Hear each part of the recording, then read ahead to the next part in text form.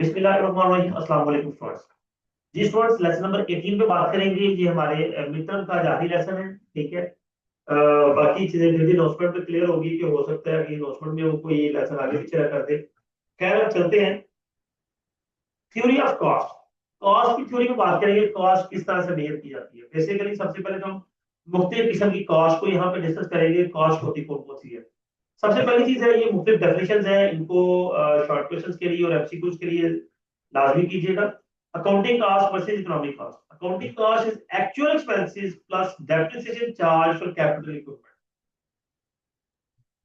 यानी कि जो एक्चुअल आपके एक्सपेंस हो या किसी भी चीज पर, और जो इक्विपमेंट उस चीज को बनाने के लिए यूज हो है, उसकी जो डेप्रिसिएशन है वो भी उसमें शामिल कर दी जाए तो वो अकाउंटिंग कॉस्ट कहलाती है। मिसाल के तौर पर आप कह रहे हैं कि आपने मशीन यूज की कोई प्रोडक्ट बनाने के लिए, और वो प्रोडक्ट में जो कॉस्ट लेबर सारा मिला के तकरीबन 1,000 खर्चा आया, लेकिन मशीन की कॉस्ट भी 500 रुपये हो गई है, तो वो टोटल कॉस्ट जो है वो 1500 बनती है। जबकि इकोनॉमिक कॉस्ट ये कहती है कि सिर्फ हमें जो फैक्टर ऑफ प्रोडक्शन है उनकी बात करनी है। Economic cost is the cost of firm utilising common resources in production including opportunity cost. कोई भी अपॉर्चुनिटी कॉस्ट या कोई कॉस्ट आप रिप्लेस करते हैं, यानी कि ये अपॉर्चुनिटी कॉस्ट होती है कि एक कॉस्ट को छोड़कर जब किसी दूसरी कॉस्ट की जगह एक को सेक्रीफाइस करते हैं दूसरी के लिए, तो वो जो सेक्रीफाइस पोर्शन है वो अपॉर्चुनिटी कॉस्ट कहलाता है। ठीक है।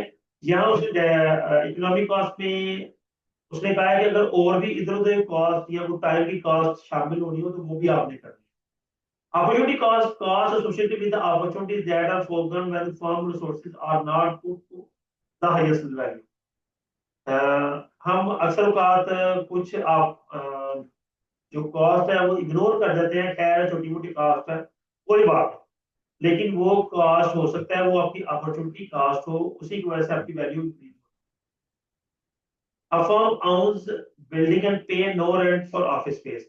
Does this mean the cost of office space is zero? नहीं, हमने उसका रेंट जो है वो ऐड करना ही करना है, ऐसा पॉसिबल नहीं है, क्योंकि उससे भी तो कोई ना कोई रेवेन्यू आना। अगर आप उसको किसी और जगह पे लेट आउट करते हैं। Sunk cost is expenditure that has been made and can not be recovered. ऐसी कास्ट जो अकर तो हो जाए लेकिन अब वो रिकवर नहीं हो सकती, उसे सम कास्ट कहते हैं। सम कहते हैं डूबने। Fix and variable cast.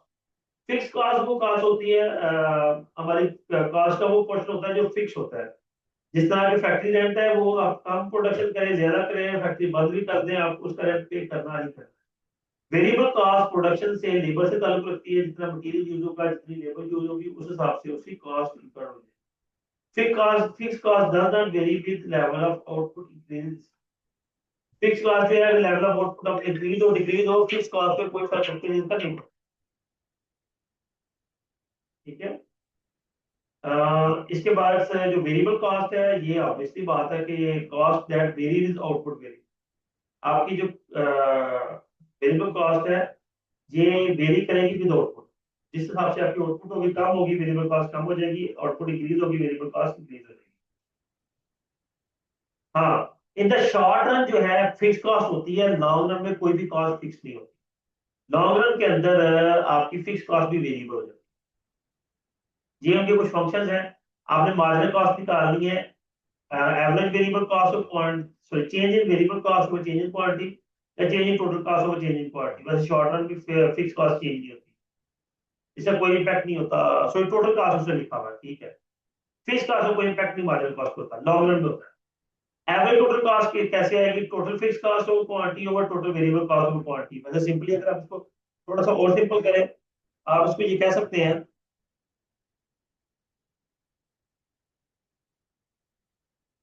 कि ये जो है आपकी जो टोटल वैसे टोटल कॉस्ट होती है, total cost over quantity cost, सीधा सा दोनों को मिला के टोटल कॉस्ट ही आनी है ना। तो आप एलसीएम ले लें, क्यों नीचे आ जाएगा, but total fix cost per total variable cost is का टोटल कॉस्ट। उसके बाद आ जाए एवरेज टोटल कॉस्ट, जब यही आ गया वो जो मैं अभी बता रहा था। ओके जी, नीचे आ जाएंगे determinants of short run. Marginal cost is हो गया, ये सारी बातें होगी इंक्लूसिव। नेक्स्ट आएंगे दिस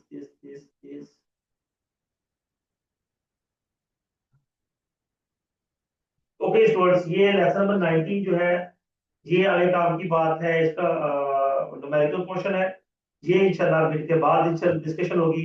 उम्मीद करता हूँ ये लेसन नंबर 18 भी आपके लिए अंडरस्टैंडिंग होगा। वीडियो को लाइक कीजिएगा, कमेंट कीजिएगा, अपना ख्याल रखिएगा। अल्लाह हाफिज।